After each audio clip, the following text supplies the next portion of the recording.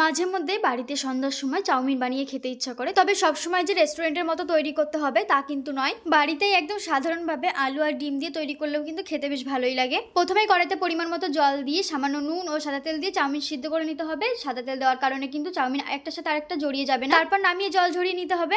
এরপর কড়াইতে সামান্য পরিমাণে সাদা তেল দিয়ে দুটো ডিম দিয়ে সামান্য একটু নুন নেড়ে চেড়ে ঝুড়ি ভাজার মতো ভেজে উঠিয়ে নিতে হবে। তারপর কড়াইতে আবারও পরিমাণ মতো একটু সাদা তেল দিয়ে আলু ও বিনস দিয়ে দিচ্ছি, দিয়ে সামান্য একটু নুন দিয়ে নেড়ে চেড়ে ভেজে নিতে হবে। বিনস ও আলুগুলো ভাজা হয়ে গেছে, নামিয়ে নেব। আমি এখানে বিনস দিয়েছি, তবে আপনারা শুধু আলু দিয়েও করতে পারেন। এবারে দিয়ে দিলাম পেঁয়াজ কুচি ও কাঁচা লঙ্কা কুচি, একটু নেড়ে চেড়ে নিয়ে দিয়ে দেবো ভেজে রাখা আলু, বিনস ও ডিম।